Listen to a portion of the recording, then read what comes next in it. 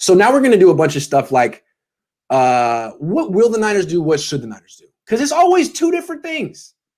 Way two different things. So what will the Niners do with Jimmy? Probably keep him.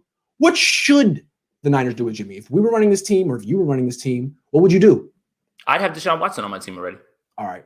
I've made no bones about this. When Deshaun Watson becomes available, look.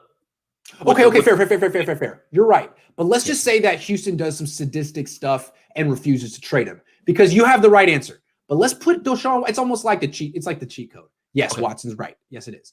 But let's say that is not a possibility. What do you do with Jimmy? You have to run it back with him at this point, but you have to also draft somebody. At this point, right? Like I just said, I can't in one breath tell you that this team can make the playoffs with him, and tell you that there's no sort of upgrade out there. Every upgrade is marginal.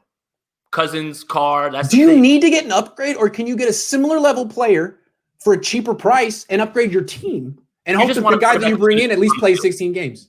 That's it. You just want a quarterback that's on the field at this point. I think that's really where fans' complaints are. It's less about the play and it's more about, dude, you need to be on the field. And when you're not on the field, this team does. See, I'm tired of this narrative about Jimmy G wins.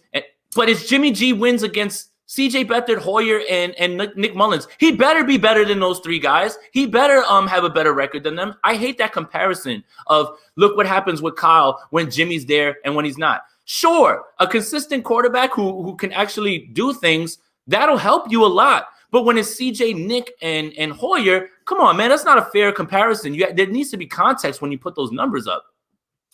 Here's what I would do with Jimmy Garoppolo, and I don't know if it's possible, but this is my plan. The Niners aren't going to do it because it would be selling low on Jimmy. I would trade him back to New England if I could. And I think a fair price would be a third-round comp pick this year, late third, basically CJ Beathard range.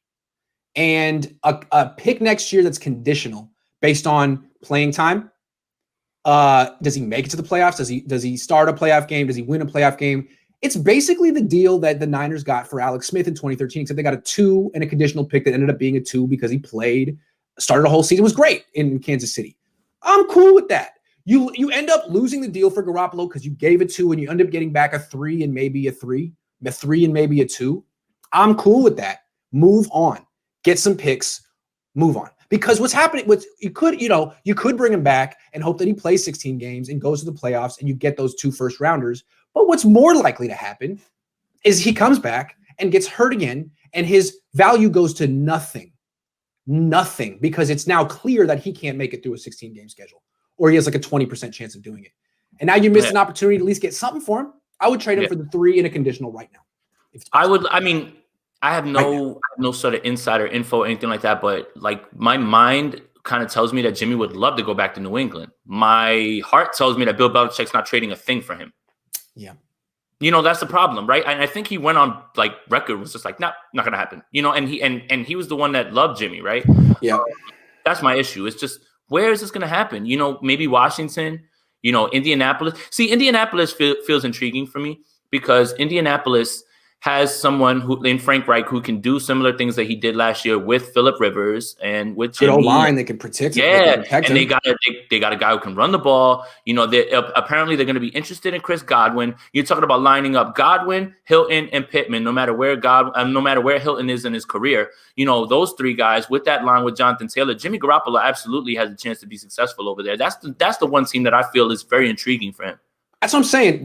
Niners, call around. If you can get a 3rd-round comp and a conditional in 2021, take it. Take it. And say, you know what? Yeah, we were wrong about Jimmy Garoppolo. We thought he'd be better, but we hedged our bet with our contract. We didn't go all in with the contract the way the Rams did on Jared Goff. We always knew that we were signing him after 7 starts and there were going to be questions, mysteries. We're going to learn about him. You learned he's not exactly what you wanted. Move on, dude. Just take the loss. It's not that big of a loss. Take the 3rd. Yeah. And that's again what I keep going back to it, but I will give credit to Sean McVay for it. It's just like, man, him and Les Snead, they're just like, you know what? Get him out of here. Like, make a move for Jalen Ramsey, get the number 1 cornerback in the league. You get rid of Marcus Peters, you do all those moves. I swing and miss, but swing. Come on. All right, let's answer a couple questions real quick before we get on to the next topic. Sean says, how many 5-yard behind the line passes can Kyle design? I think the staff trade made Kia's worth Ferraris and pushed us out. What's the cost to draft a quarterback? Yeah, man, I think he's right about that. He's going to be designing a lot of short passes next year. The Stafford trade blew up the market to the point where the Niners, I think, are more thinking about, can we get something for Jimmy as opposed to can we get a replacement? Right, and that's the problem, right? So if you move up Jimmy, who's the replacement? What is the move from there? Because you're not assuring yourself Watson. If Jimmy's not moved in a deal for Watson, now you're really going to go back to the point where, remember, you know what? Let's just run it with Hoyer for a little bit. I know him. Something stupid like that might happen, and I hate it. We're going to talk bridge quarterback next. But before we do, 49ers Ultimate Report says, okay, I have something to say, Grant. Niners are you saying it because it's capital? You're yelling? Yeah. Niners are doing Casey until when they drafted Mahomes. Yeah, they might be. It could be like the last year of Jimmy in SF. Wait, I'm 49er fan? Wait a minute. I thought I had my thing stripped. Awesome. So I'm back? Cool, I'm back, yes, guys. He's in. I'm back. Do you think this is 2017 KC? 2021 Niners is 2017 KC? No, because who's the project quarterback in the first round that you wind up getting, or the project quarterback that you think that you're getting and that you'll be able to groom? Because we're going to talk about that. All those guys are going early. All right. Diehard Niners 101 says Jimmy looks good and Patriots are struggling. Patriots pay more for him. The coach on the Bill Belichick's going to be on the hot seat. I did not see that happening at the end of the sentence. That was a plot twister. Wow. Hey, man, if Bill Belichick is on the hot seat, maybe he makes a desperation move. He probably hasn't really accomplished much in his career. That's the problem. So my thing is that, like I said, while I credit Bill Belichick with the job that he did this year because he was incredible, man, his draft picks, man, that's the thing. It's like, you have to look at everything. Bill's got, Bill's Bill, right? GOAT, whatever, cool, whatever you want to call him.